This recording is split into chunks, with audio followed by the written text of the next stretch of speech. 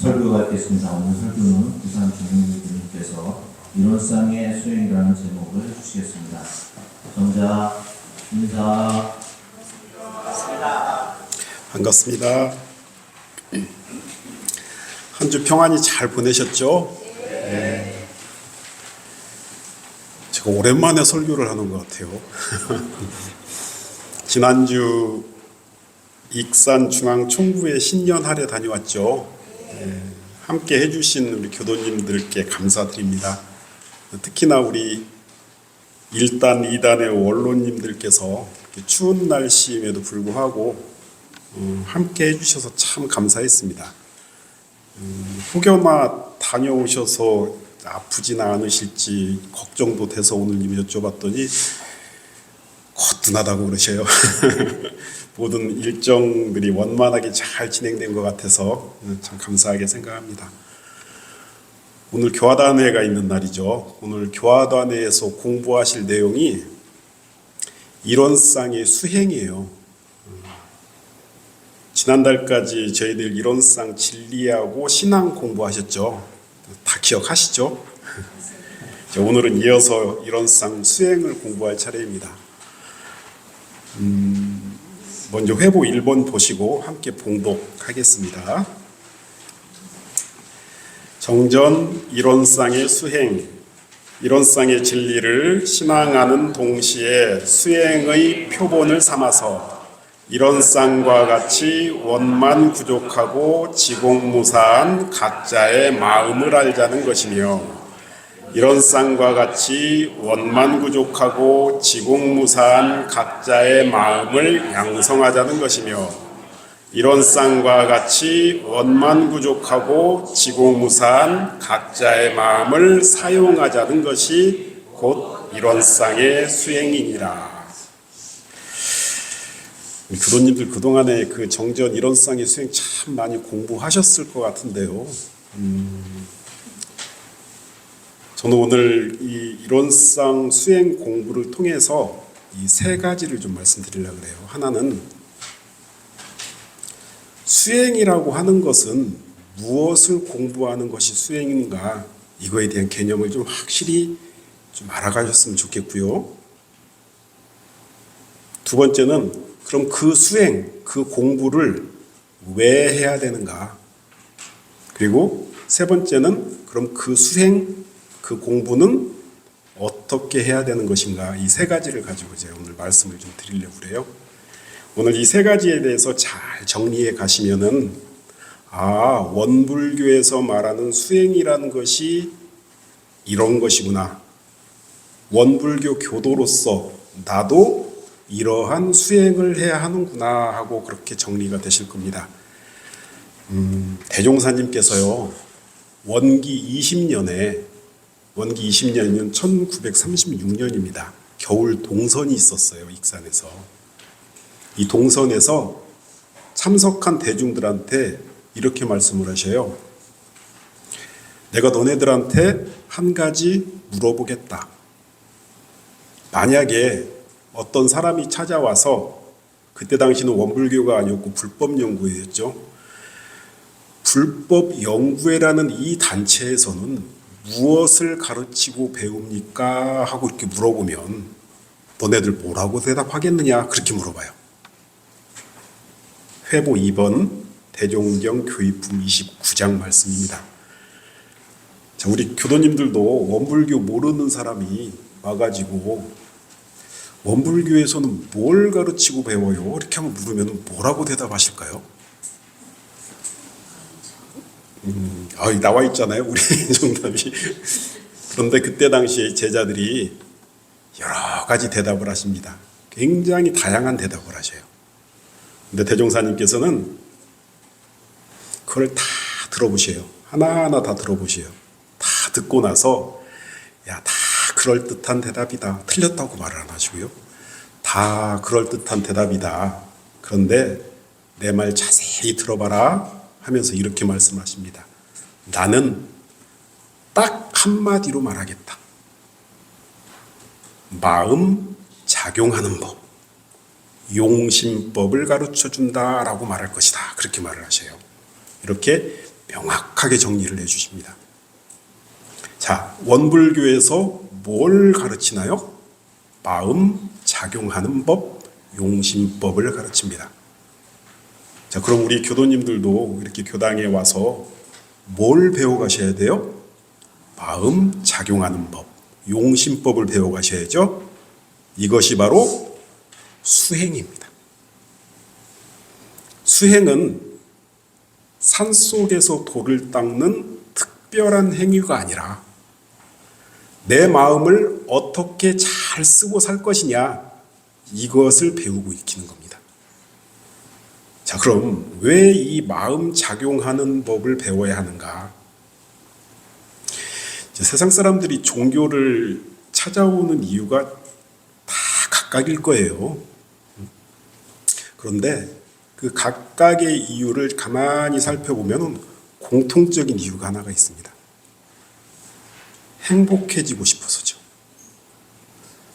복과 해가 가득한 삶을 살고 싶고 늘 마음의 안정과 평안을 위해서 종교를 찾죠. 그런데 실제 삶은 어떤가요?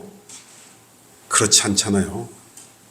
힘들고 고되고 생활이 좀 더 안정됐으면 좋겠고 자녀들 고생하는 것 때문에 늘 마음이 불안하고 때로는 주위 인연들 때문에 가족 때문에 직장 동료 때문에 늘 상처받고 화나고 그렇게 해서 마음이 요동을 칩니다. 이것을 대종사님께서는 고통의 바다, 고해라고 표현을 하셔요. 이 고해에서 벗어나가지고 낙원으로 가는 유일한 방법은 그 사람, 그 환경을 바꾸는 것이 아니라 내 마음 사용하는 법을 익히는 것. 이것 단 한 가지밖에 없습니다. 내 습관과 업력과 기분대로 사는 것이 아니라 마음을 잘 관리해서 본래 청정심의 본래 부처로 세상을 살아가는 것. 이것이 지금의 고해에서 탈출하는 유일한 방법이다라고 말씀을 하셔요.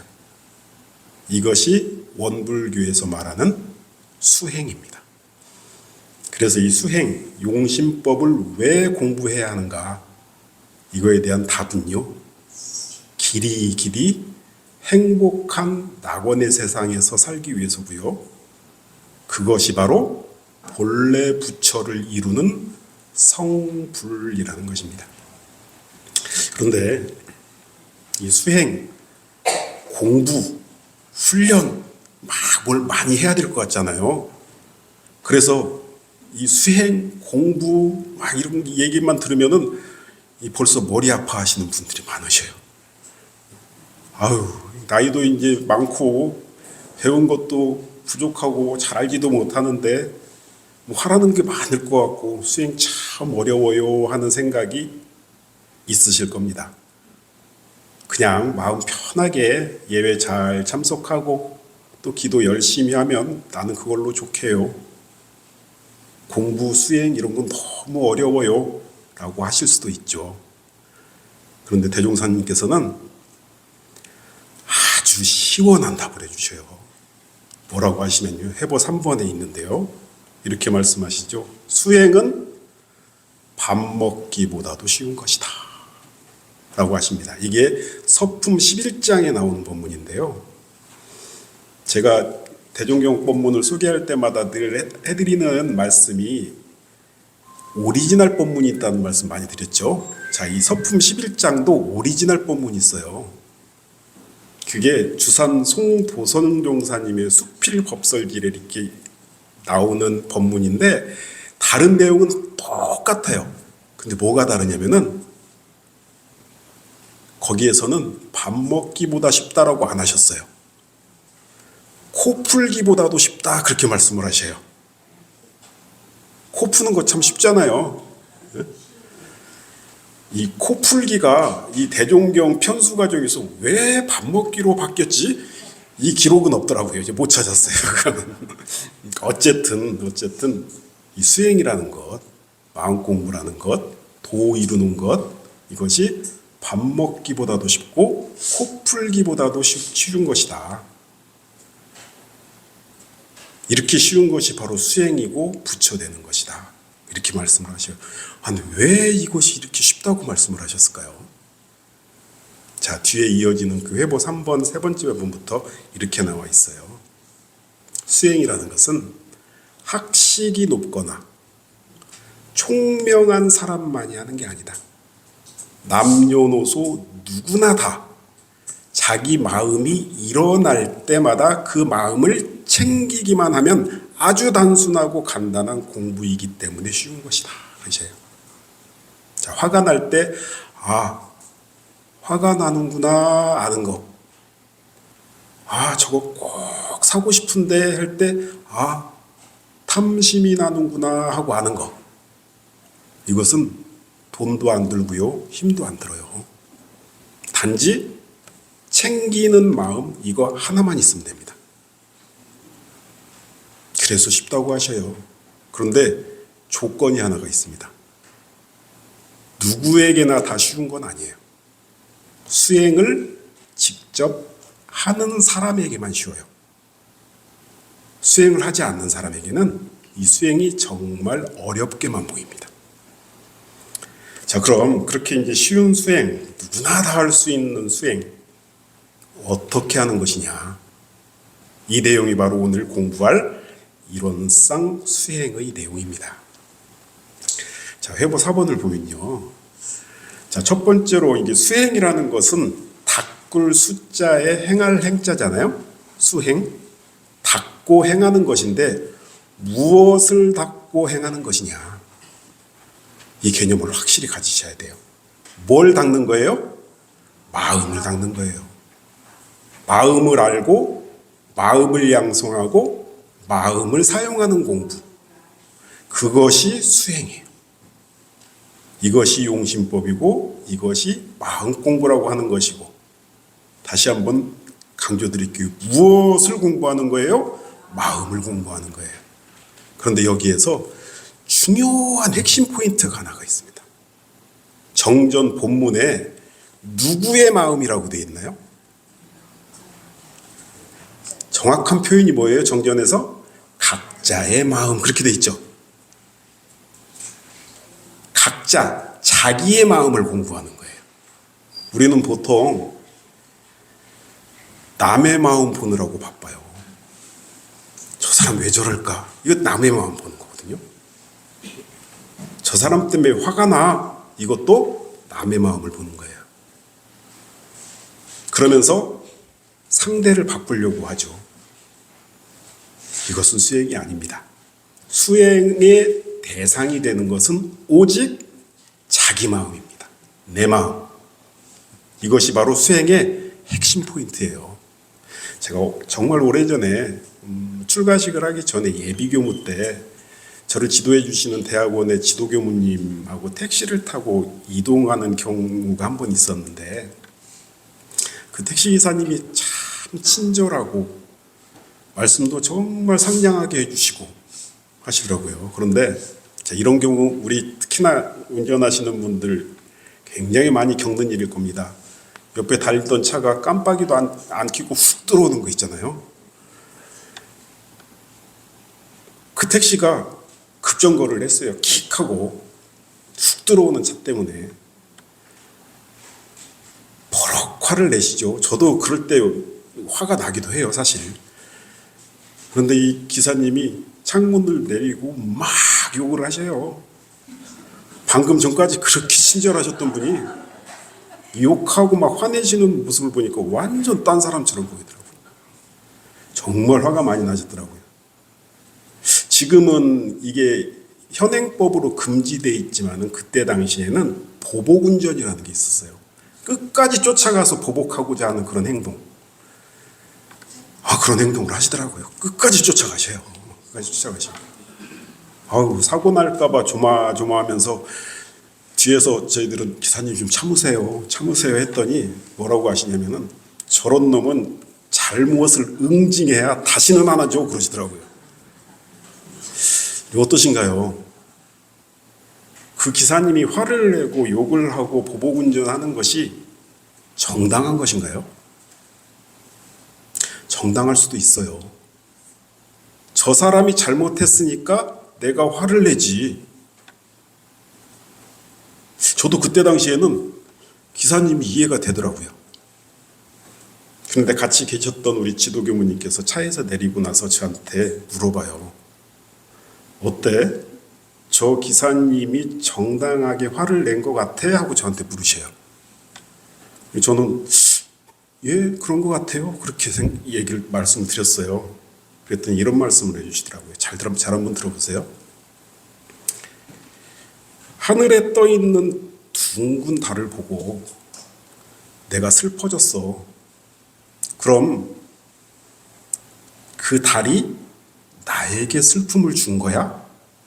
아니면 내가 달을 보고 슬퍼한 거야? 하고 물으셔요.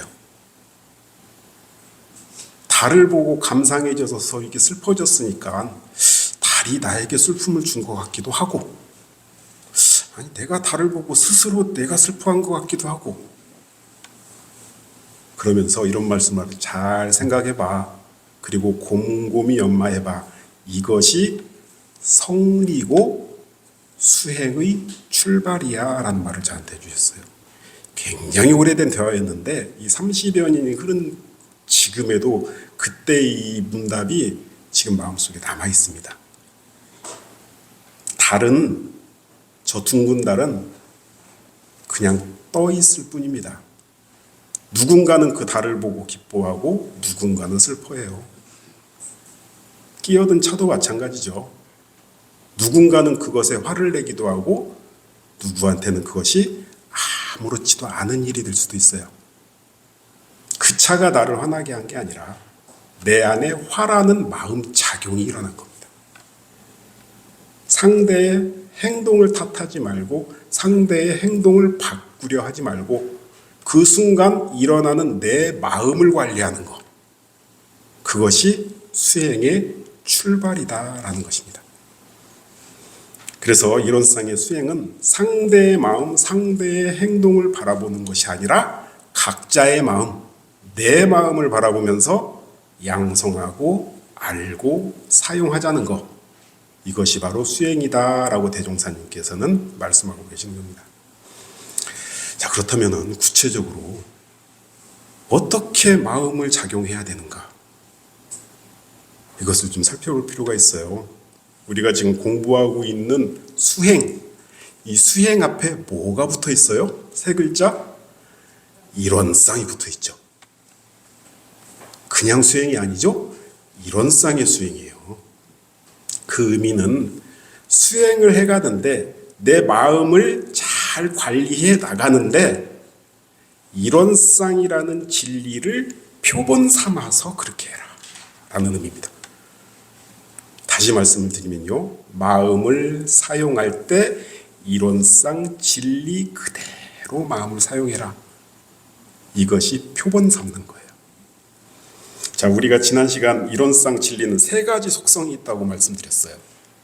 하나는 진공, 그 다음은 묘유, 그 다음에 조화. 이렇게 세 가지 속성이 있다고 그랬죠.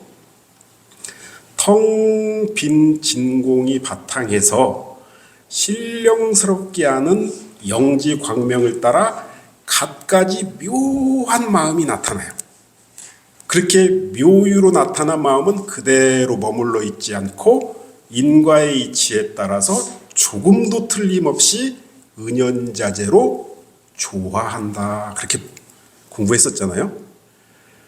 자, 이렇게 진공과 묘유와 조화를 표본 삼아서 그 마음을 공부해라. 이것이 일원상의 수행이다라는 뜻입니다. 지난주에 우리 종로지구에서 근무하는 주임 교무님들 출가 교화단회가 있었습니다. 한 달에 한 번씩 하는데 종로교당에서 있었는데요. 우리 교무님들 출가 단회를 하면 한 3시간 정도를 하는데 3시간 내내 공부만 해요. 근데 그 중에서 한 공부가 뭐냐면은 일기 내용을 서로 감정해주는 식순이 있습니다. 그러면은 교무님 2분이 일기 발표를 하고 다른 단원들이 그 발표한 일기에 대해서 서로 이제 감정을 해주는 그런 시간이 있거든요. 이번에 어디 교당 주임 교무님께서 일기 발표를 하시는데 참 공감이 가는 내용이더라고요. 이 교무님께서 일요 예외 이렇게 설교를 하고 나서 예외가 끝나면은 자꾸 교도님들 반응을 살펴보게 된대요. 그러면서 교우님 오늘 설교 참 좋았어요 라는 말을 들으면은 그렇게 기분이 좋을 수가 없고 아무런 반응이 없거나 때로는 교당 일에 이런저런 불만들이 이렇게 들리면 그렇게 기분이 언짢아진다 그래요. 그러면서 이 좋고 싫고 하는 그 감정에 너무 내가 휘둘리고 살고 있지는 않나 그런 반성을 하면서 내가 분별주착이 없는 그 청정심을 참 많이 잃어버리고 살고 있구나 하면서 요즘 수양 시간을 많이 갖고 있다라는 그런 일기 발표를 하시더라고요. 그런데 가만히 일기를 제가 듣다 보니까는 꼭 제 말하고 있는 것 같이 찔리더라고요. 사실 저도 그래요. 설교를 마치고 나면 가끔 교도님들께서 오늘 설교 참 좋았습니다. 감사합니다. 그런 인사를 하실 때가 있어요. 종종 있거든요. 그러면 저는 그때 표정은 그리 많이 안 변해요. 안 변하지만은 속으로는 어찌나 좋은지 몰라요. 사실.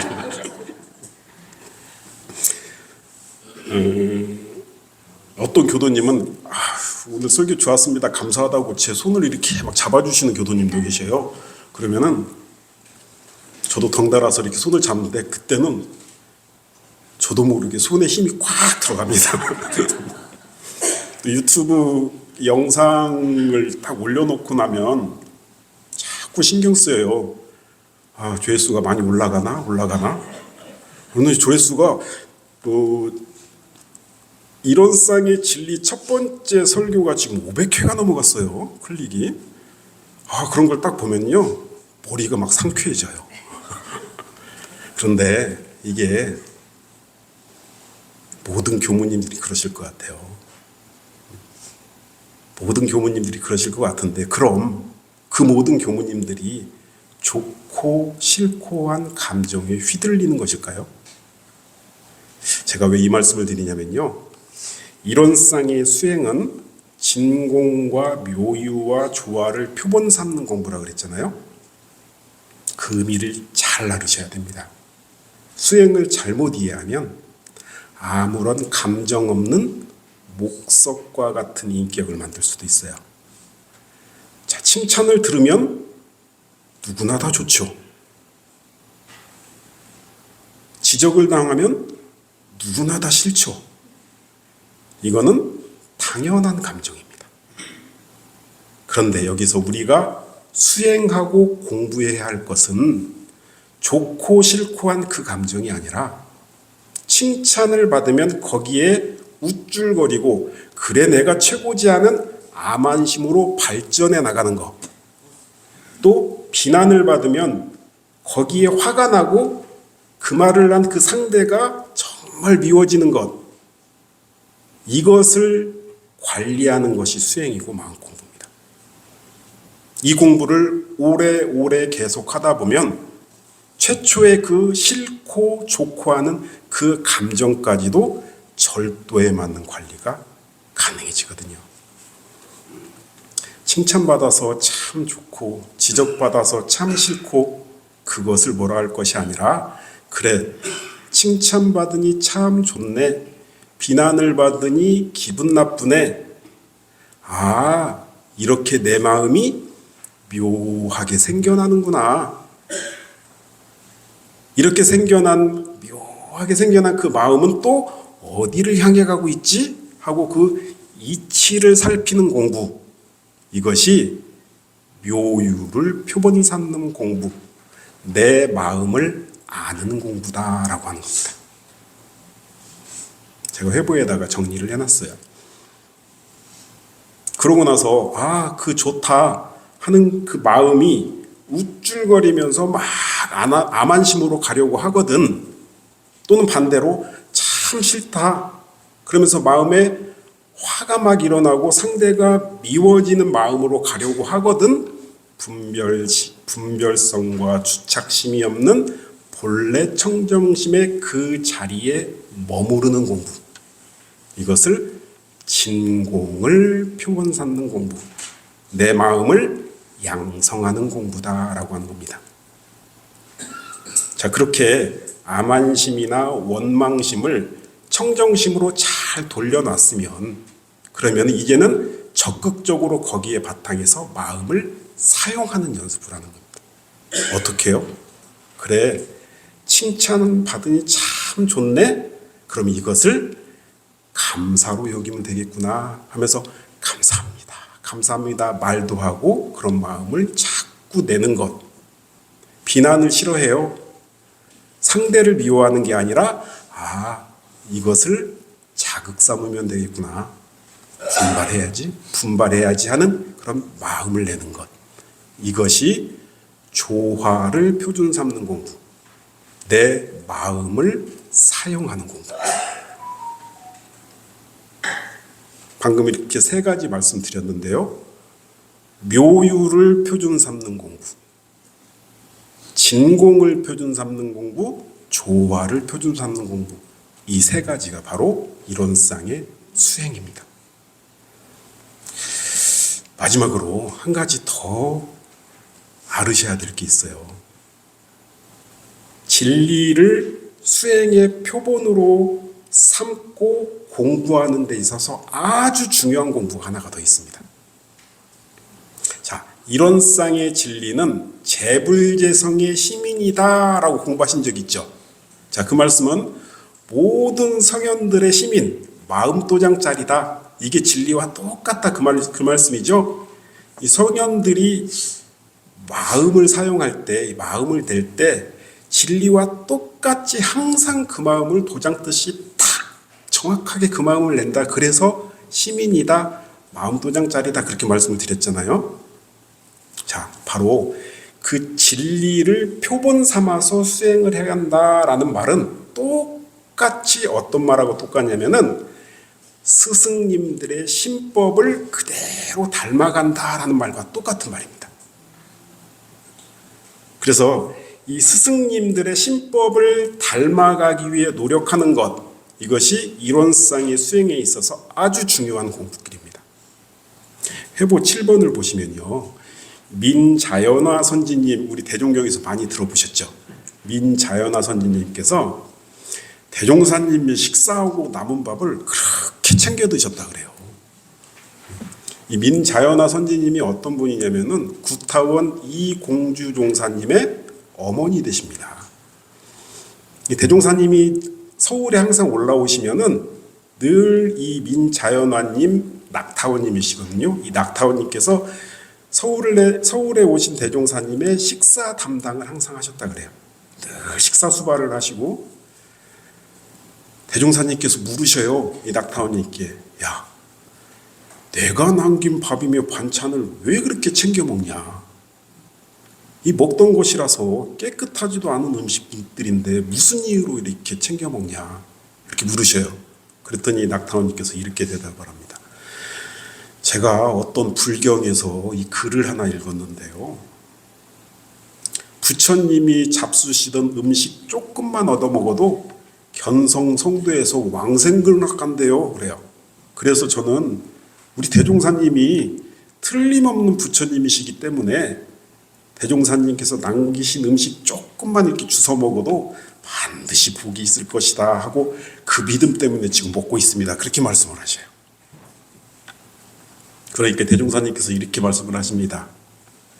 부처님 공양하고 남은 밥을 먹는다는 것은 그만큼 부처님을 닮아가겠다는 마음이다. 그런 마음이 있다면 성불 쉽게 할 수 있다. 그렇게 말씀을 해주셔요. 자, 우리 민자연화님, 낙타원님은 이론상의 수행을 정말 잘하시는 분입니다. 남은 밥을 먹는다는 것이 맹목적인 추종이 아니라 닮고 싶어하는 간절함이거든요. 그만큼 부처님을 닮아가겠다는 지극한 마음입니다. 자, 이론상의 수행은요, 부처님을, 대종사님을 닮아가겠다. 그분들의 신법을 표본 삼아서 나도 그러한 신법을 갖추겠다라는 공부입니다. 그래서 저는 대종사님 신법을 흉내라도 내봐야 될 텐데 어떻게 흉내라도 내볼까 그런 고민을 참 자주 하곤 합니다. 복잡한 일이 생기고 일이 잘 안 풀릴 때 그때 대종사님 진영사진을 물끄러미 바라보고요. 대종사님은 이럴 때 어떻게 하셨을까? 대종사님이라면 지금 웃으셨을까? 아니면 화내셨을까? 하고 그런 생각을 참 종종 하곤 합니다. 바로 이것이 스승님, 대종사님의 신법을 수행의 표본 삼는 이론상의 수행입니다. 자, 오늘 이론상의 수행에 대해서 공부했습니다. 수행은 어려운 고행이 아닙니다. 내 마음 작용하는 법을 배우는 아주 행복한 연습입니다.